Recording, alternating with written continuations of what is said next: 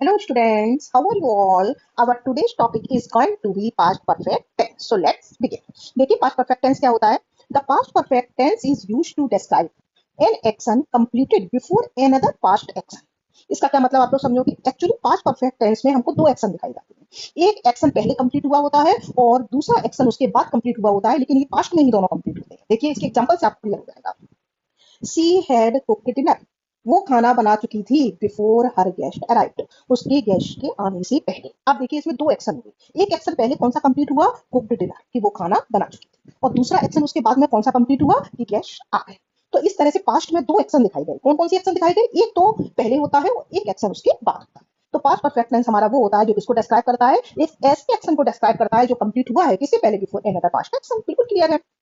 अब इसके हम लोग रूल्स देख लेते हैं किस तरह से चलते हैं। सबसे पहले हम लोग एफर्मेटिव या पॉजिटिव सेंटेंस का रूल देखेंगे। देखिए इसमें हम लोग क्या लगाते हैं? एफर्मेटिव और पॉजिटिव सेंटेंस को हम लोग किस तरह से देखेंगे, इसके रूल देखिए। सब्जेक्ट लगाते हैं, सब्जेक्ट के बाद इसमें जो हेल्पिंग वर्ब लगती है वो हेड लगती है, उसके बाद वर्ब की थर्ड फॉर्म लगती है, आफ्टर दैट हम ऑब्जेक्ट को रखते हैं। तो इसकी हेल्पिंग वर्ब क्या होती है? हेड। हेड जो है ये हमारा चाहे सिंगुलर हमारा सब्जेक्ट हो चाहे हमारा प्लूरल सब्जेक्ट हो, दोनों में ही लगता है। उसके साथ वर्ब की थर्ड फॉर्म लगती है। देखिए I had finished my homework before dinner. तो अब देखिए यहाँ पर आई जो हो गया, ये क्या हो गया? हमारा सब्जेक्ट हो गया। हेल्पिंग वर्ब क्या हो गई? हमारी हेड हो गई। फिनिश्ड क्या है? ये हमारा थर्ड फॉर्म ऑफ वर्ब है। उसके बाद हमारा ऑब्जेक्ट हो गया माय होमवर्क। और ऊपर हमने पढ़ा था इसमें दो एक्शन कंप्लीट होती है। तो एक एक्शन क्या हो गया कि मैंने अपना होमवर्क किया, और दूसरा क्या हो गया? डिनर हो गया।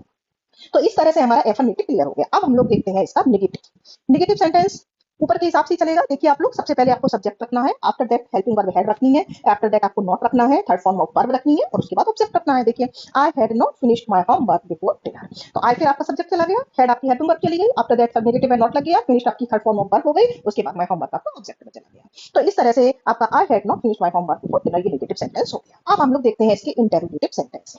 मैंने अपनी पिछली वीडियोस में भी आप लोगों को बताया था इंटरोगेटिव सेंटेंस दो तरह से बनते हैं। एक तो हमारे हेल्पिंग वर्ब से बनते हैं और दूसरे हमारे वाई, वेयर, व्हेन, हाउ के इंटरोगेटिव वर्ड्स होते हैं उससे बनते हैं।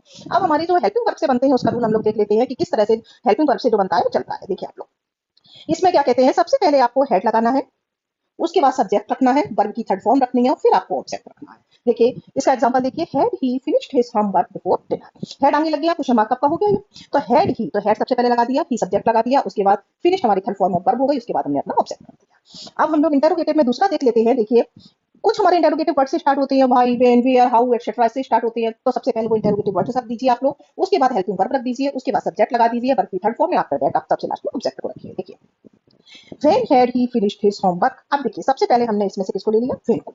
उसके बाद हमने अपनी हेल्पिंग वर्ब हेड को ले लिया, उसके बाद सब्जेक्ट हो गया ही, फिर आपका आ गया वर्ब की थर्ड फॉर्म फिनिश, उसके बाद आपका ऑब्जेक्ट आ गया होमवर्क। तो इस तरह से आपके इंटरोगेटिव भी आपको क्लियर हो गए। अब इसका मोस्ट इंपॉर्टेंट रूल जो है वो थोड़ा सा आप लोग क्लियर कर लें।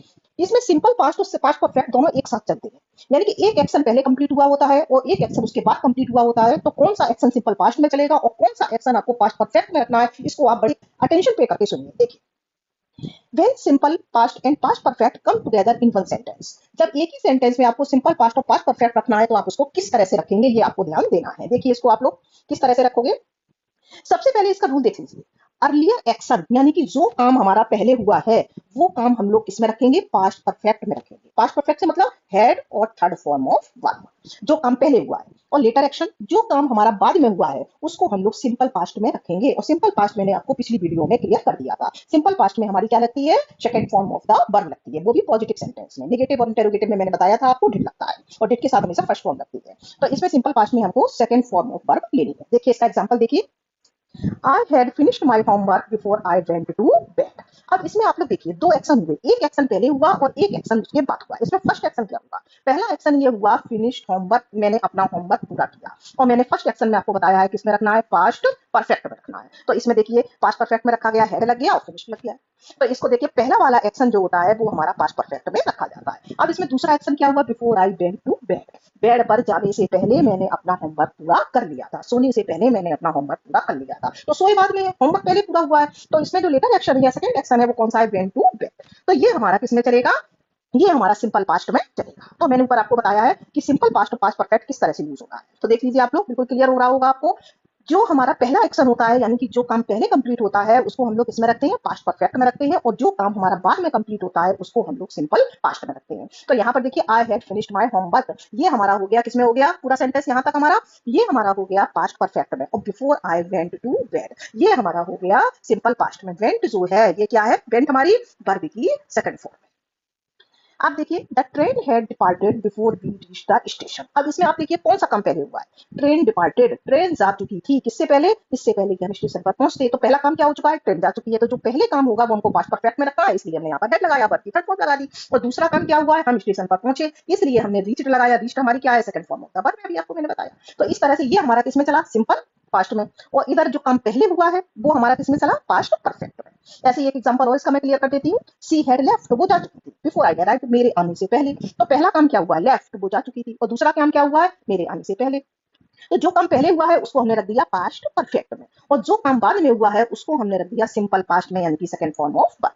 तो आई होप आप लोगों को क्लियर हो गया होगा, इसको ध्यान से समझ लीजिए आप लोग।